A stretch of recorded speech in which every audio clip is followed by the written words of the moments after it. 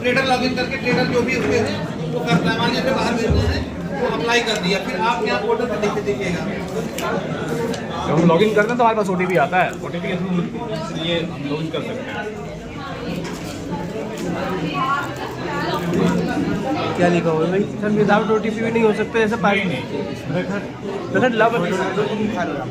Four game है, ये officer का लॉगिन है, ठीक है, ये मंडी स्टाफ भी लॉगिन कर सकता है इसमें, ठीक है। तो जो नंबर हमारे इसके साथ लिंक है, ठीक है, वो OTP आएगा तभी। हाँ, ये खुल गया। देखिए, आपने देखा था कि वहाँ 6R जारी कर रहे थे, उन्होंने 6R कितना जारी किया है मैं यहाँ से देख सकता हूँ। अच्छा जारी, ठीक है।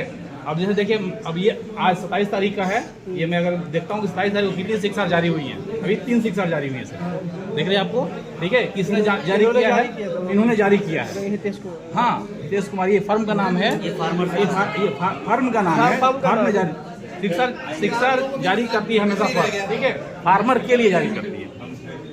देखिए, अब देखिए इसको यहाँ पे क्रेता का नाम है जो बेच रहा है, वीडियो बना 4K रखना, क्वालिटी सेलर होगा हमेशा फार्मर, उसका नाम नहीं आएगा। अब इसको डिटेल में देख लेता हूँ, डिटेल में देखूंगा। अब देखिए, इसमें फार्मर का भी नाम आएगा, देखिए नहीं आएगा उसका नाम, ललित आ गया ना, ये क्रेता का, ये फार्मर का नाम है, ठीक है। हाँ, और ये क्रेता का बायर का नाम है, ठीक है। हितेश कुमार फार्म का नाम है ये, उसका देखिए दुकान नंबर पर, ये जहाँ हम गए थे, ठीक है। उसने क्या खरीदा है? धान खरीदा है, रेट क्या है, कितना, ठीक है, ठीक है, 4000 पर क्विंटल, तो वेट कितना है, सब कुछ उसमें आ गया। ये 6R जारी हुई फार्मर को, ये फार्मर ले जाकर ये 6R की जो प्रति होती है फार्मर के लिए होती है। और ये 6R जारी जिसने कि उसने किया, ये इतना माल इनके स्टॉक में आ गया, ट्रेडर के स्टॉक में आ गया। अब ये इस स्टॉक को आप दूसरे व्यापारी के लिए वो बेच सकते हैं नाइनर के थ्रू, ठीक है। अब नाइनर अगर जो जारी हुई है उसको भी हम यहाँ से मॉनिटर कर सकते हैं, ठीक है। ये मैंने 6R, ये जितने भी फर्म है आज 6R जारी करेंगे सारे मेरे पर आ जाएंगे, हमारे पोर्टल पर आएंगे, हम यहाँ से बैठ कर मॉनिटर कर सकते हैं कि इसने कितनी 6R जारी की है, ठीक है। और उसके बाद मैं 9R भी चेक कर सकता हूँ, ठीक है। ये 9R नेक्स्ट क्लिक करूँगा, ठीक है। ये देखिए 9R जारी हुई है, ठीक है। ये ट्रेडर्स करेंगे, देखिए यहाँ विक्रेता का नाम, क्रेता का नाम, ठीक है। ये एक ट्रेडर है, ये दूसरा ट्रेडर है, ठीक है। इसकी भी डिटेल मैं खोलूंगा, देखिए, ठीक है ना। अब ये देखिए किसने बेचा है, किसने खरीदा, दोनों का नाम, ठीक है, दोनों का नाम है यहाँ पे, ठीक है।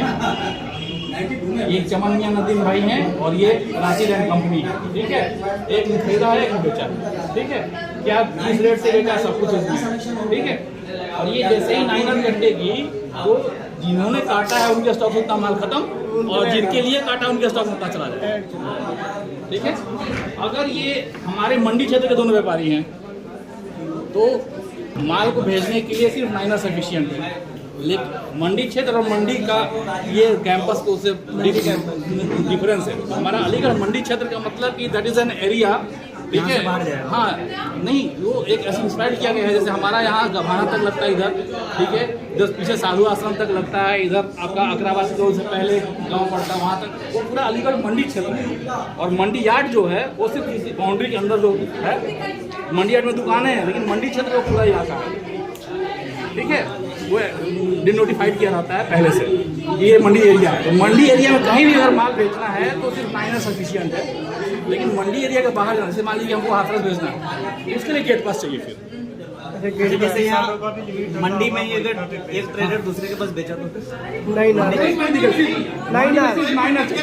व्यापारी किसी व्यापारी को भेज रहा है, सिर्फ 9R चाहिए, वो 9R के थ्रू कर देगा। लेकिन अगर किसी को मान लीजिए यहाँ से एटा भेजना है माल, थोड़ी देर से एटा जाएगा तो गेट पास भी जाएगा।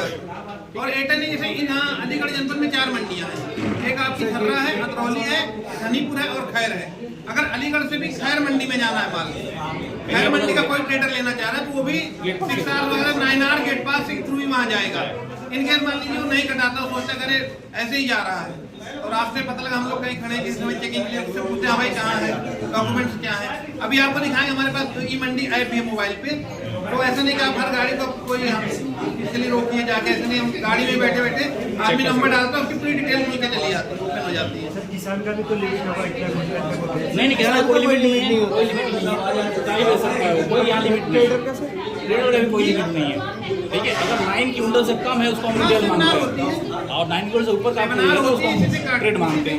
ऑनलाइन भी हो जाती है, यहाँ मैनुअल भी थोक आती है। 9 कुंटल से कम हाँ तो है ना रिटेल खुदरा, उसके लिए हमको अगर फार्मर्स लाइन 9 कुंटल से ज़्यादा फार्मर्स मतलब नहीं है, रिटेलर की बात करें। हाँ फार्म तो कितना भी ला सकते हैं। सर मंडी और वो पैक्स जो होता है डिफरेंस है, बैग्स कोऑपरेटिव सोसाइटी है, दैट इज कोऑपरेटिव सोसाइटी, और ये मंडी है, ये मंडी बोर्ड का निर्धारित एक निगम है, ठीक है। हाँ बिल्कुल बिल्कुल बिल्कुल।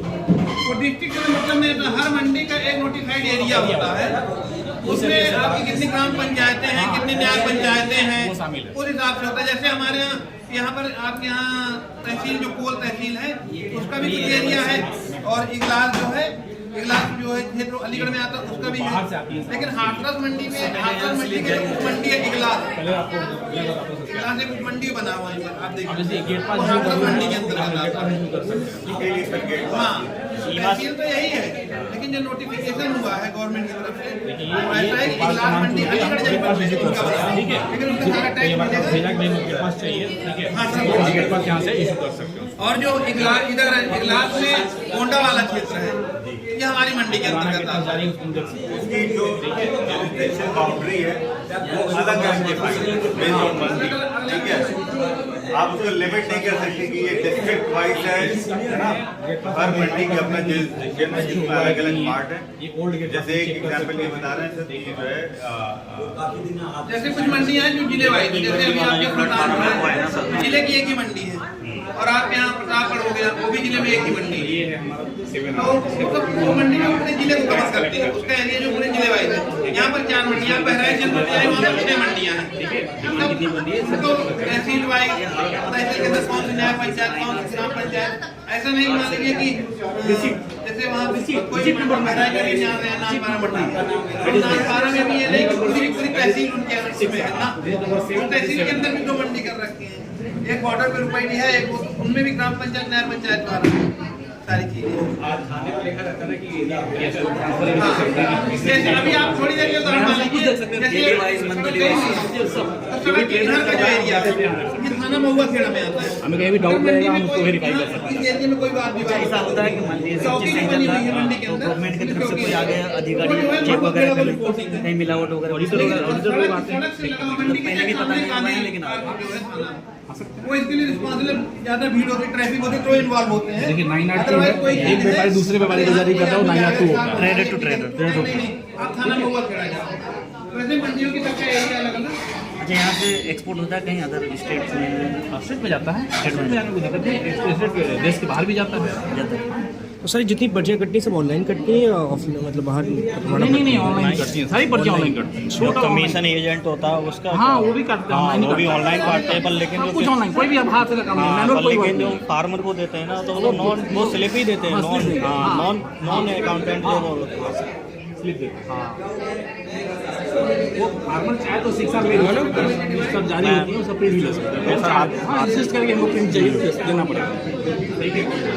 ये सब मैं हाथरस से मैं मंडी करता हूँ। तो सर इसी वेबसाइट पे कटती है जो वो कटनी है स्लिप्स? हाँ वो ट्रेडर काटेंगे, अच्छा हम नहीं काटते हैं। अच्छा हम तो बस वही वेरीफाई करेंगे उन्हें कितना काटा है। तो वो कौन सी वेबसाइट पे काटते हैं वो मतलब उनकी मैंने दिखाया था वहाँ पर ना, व्यापारी का, इसलिए मैं आपको लेकर गया था। अच्छा उनका भी यही वेबसाइट है, लेकिन वो ट्रेडर का लॉगिन है। अच्छा ये ऑफिसर का लॉगिन है सर। और ये देखिए ये अभी ले लेंगे, अभी डिमांड चेक करेंगे, ठीक है। ये डिमांड चेक 3 बुक्स रेट चाहिए हमें। कितनी डिमांड बनी है अभी तक की, उनकी टैक्स डिमांड कितनी बनी है, इससे हम चेक करते हैं, ठीक है। और अगर वो जमा करके दिखाता हूँ, अभी ऑफिस में दे देंगे, सी लगा देंगे। 7R वाला समझ में नहीं, वो क्या था? 7R होता है कि जो टैक्स उनकी लायबिलिटी बनती है, वो अगर टैक्स पेमेंट किया तो उन्होंने तो हमें रिसीट देंगे। कैश फोकस जो आपने लिया उसका फोकस उन्होंने टैक्स जमा किया, मंच पे बैठे हुए हमारे PMU के शिक्षकगण, हमारे सचिव साहब एवं उपस्थित बच्चों, एग्रीकल्चर मार्केटिंग आपका चैप्टर रहता है। मैं एग्रीकल्चर मार्केटिंग के बारे में कुछ बताना चाहता हूँ। मंडी के बारे में सचिव साहब ने बताया, एग्रीकल्चर मार्केटिंग में मंडी आते हैं 2 सेक्शन में, agriculture marketing, agriculture foreign trade. Foreign trade के बारे में बता देता हूँ। इसके अंतर्गत कैसे निर्यात नीति है, एग्रीकल्चर एक्सपोर्ट पॉलिसी 2019 है ना, ये लागू की गई है सरकार द्वारा। इसमें कुछ प्रोत्साहन है। देखिए, एक तो किसान जो है 1 लाख विकास खंड में कम से कम 50 हेक्टेयर या 50 से 100 हेक्टेयर का एक क्लस्टर बनाता है और उसका 30% एक्सपोर्ट करता है, तो 10 लाख रुपए प्रोत्साहन राशि के रूप में उसको एफपीओ को दिया जाता है। और अगर 100 से 150 हेक्टेयर का अगर क्लस्टर बनाता है तो 16 लाख, और 50-50 हेक्टेयर जमीन बढ़ती जाएगी, 6 लाख रुपए प्रोत्साहन राशि के बढ़ते जाएंगे। एक क्लस्टर प्रोत्साहन के बारे में, ठीक है। अब है क्लस्टर के निकट जो प्रोसेसिंग यूनिट होती है, जैसे आलू से आलू फ्लेक्स बनाना, टोमेटो से टोमेटो सॉस बनाना, ठीक है ना। तो यदि इस प्रकार की कोई यूनिट लगती है और वो मूल रूप में या अपने प्रसंस्कृत उत्पाद का 40% एक्सपोर्ट करता है, तो उसका टर्नओवर का 10%, टर्नओवर का 10% या 25 लाख रुपए जो भी कम होगा प्रति वर्ष, उसके लिए प्रोत्साहन के रूप में सरकार देगी और ये अग्रिम 5 वर्षों के लिए देगी, ठीक है। निर्यात हेतु परिवहन अनुदान, यदि कोई एक्सपोर्टर आप तैयार होता है और हमारे का एक्सपोर्ट करता है, तो उसमें जो यातायात में जो खर्चा होगा, वास्तविक व्यय होगा, वास्तविक व्यय का 25% या मैक्सिमम, वास्तविक व्यय का 25% या मैक्सिमम 20 लाख रुपए 1 साल में सरकार द्वारा उसे दिया जाएगा। यदि उत्पाद को किसी किसान या एफपीओ से खरीद करके एक्सपोर्ट करता है, तो उस पर कोई भी मंडी टैक्स और विकास सेस नहीं लगेगा। और यदि कोई एक्सपोर्टर किसी आड़ती से खरीद के और उसे एक्सपोर्ट करता है, तो उस पर मंडी टैक्स की छूट रहेगी, मगर विकास सेस देय होगा, उसे देना पड़ेगा, ठीक है भाई। अब एक ये चैप्टर आपका आता है। सर, आपसे रिक्वेस्ट है और डीन साहब के साथ हमारी मैं आऊँगा बैठक। देखिए, सरकार द्वारा agriculture export and post harvest management diploma या डिग्री जो भी सरकारी संस्था चलाती है, उसके लिए सरकार सब्सिडी देती है। यदि 15 महीने से कम का डिप्लोमा है तो 50,000 रुपये प्रति स्टूडेंट उसको फीस के रूप में अनुदान सरकार देगी। यदि 15 महीने से अधिक की डिग्री है, डिप्लोमा है, तो 1 लाख रुपए प्रति स्टूडेंट सरकार उसको देगी, उस संस्था को देगी। और ये एक मुश्त कम से कम 50 स्टूडेंटों का पैसा सरकार आपके जो है आपके अकाउंट में, जिस संस्था द्वारा संचालित किया जाता है एक कार्यक्रम, उसको देगी।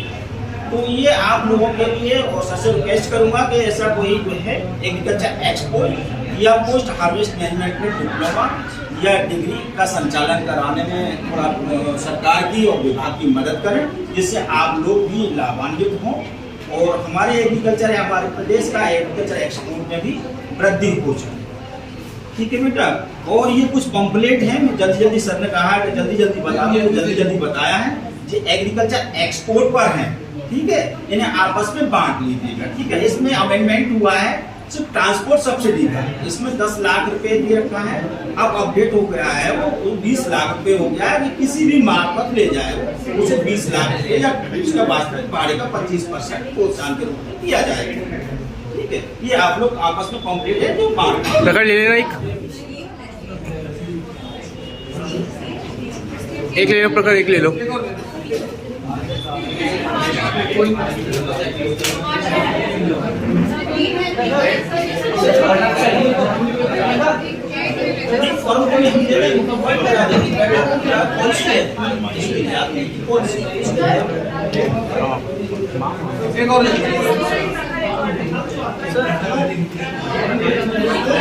खाना सर, आप जो कह रहे हैं डिप्लोमा कोर्सेज के लिए एक मीटिंग से रख लीजिए डीन सर के साथ। वही सर से हाँ, एक सर ओके ना, का है रखा 2 रोक लेना।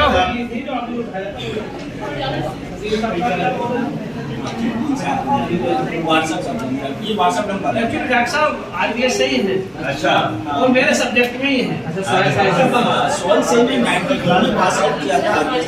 असल में सर हमारे यहाँ पे हो गया पैशन ने ले लिया यार, इसके पास नहीं है तो नहीं है मैंने यार तो दिया तो दे दो।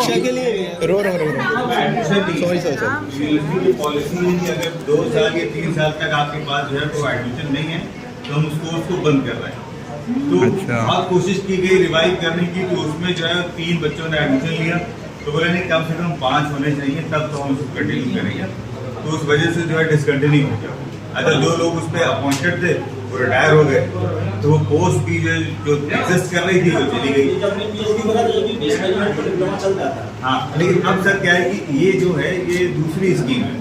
इसमें क्या है कि जैसे हम अगर कोई भी सेटअप तो ही और फैकल्टी भी हैं, तो अगर हम स्टार्ट करेंगे तो एक मॉनेटरी जो है वो सेंटर को बेनिफिट मिल जाएगा उससे कि पर स्टूडेंट जो है